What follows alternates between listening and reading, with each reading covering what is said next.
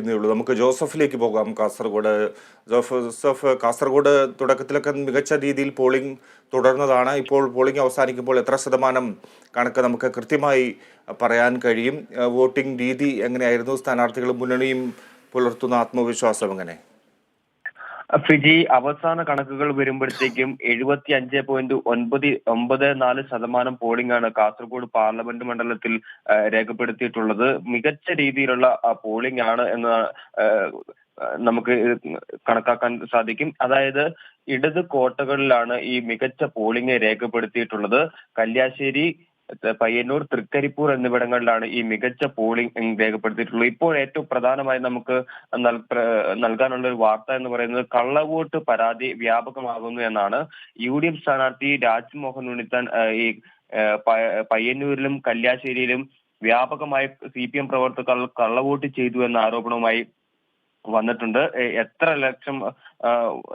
എത്രത്തോളം പലയിടങ്ങളിലും ബൂത്ത് പിടുത്തം അടക്കം നടന്നു.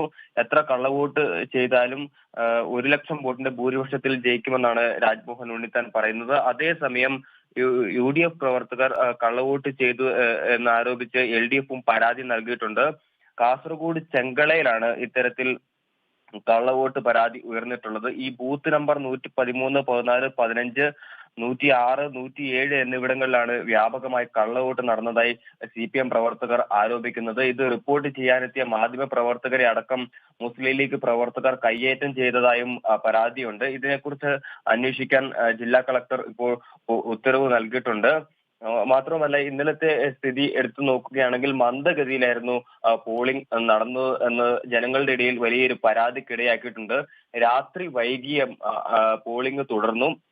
ഏതൊക്കെയായാലും UDFന് ആധിപത്യമുള്ള സ്ഥലങ്ങളിൽ, അതായത് മഞ്ചേശ്വരം, കാസർഗോഡ് തുടങ്ങിയ സ്ഥലങ്ങളിൽ താരതമ്യേന കുറവ് പോളിംഗ് ആണ് രേഖപ്പെടുത്തിയിട്ടുള്ളത്. ഇത് UDF കേന്ദ്രങ്ങളെ ആശങ്കയിലാഴ്ത്തുന്നുണ്ട്. രാജ്മോഹൻ ഉണ്ണിത്താൻ പറയുന്നത് മഞ്ചേശ്വരം, കാസർഗോഡ് മണ്ഡലങ്ങളിലെ BJP വോട്ടുകൾ, CPM വോട്ടുകൾ അത് തനിക്ക് അനുകൂലമായി ലഭിക്കും എന്നാണ് രാജ്മോഹൻ ഉണ്ണിത്താൻ ഇന്ന് പ്രതീക്ഷ വെച്ച് പുലർത്തുന്നത്. ഏതൊക്കെയായാലും വിജയ-പരാജയങ്ങളെ നിർണ്ണയിക്കുന്ന ഒരു തെരഞ്ഞെടുപ്പിൽ ഈ ഇടത് കോട്ടകളിലെ പോളിംഗ് ശതമാനം വർധനവ് അത് ജയപരാജയങ്ങളെ നിർണ്ണയിക്കുന്ന ഒരു പ്രധാനപ്പെട്ട ഘടകമായി തീരും എന്നാണ് വിശ്വസിക്കുന്നത്. ഫിജി. ശരി, ജോസഫ് കാസർഗോഡ് റിപ്പോർട്ട് ചെയ്യുന്നു.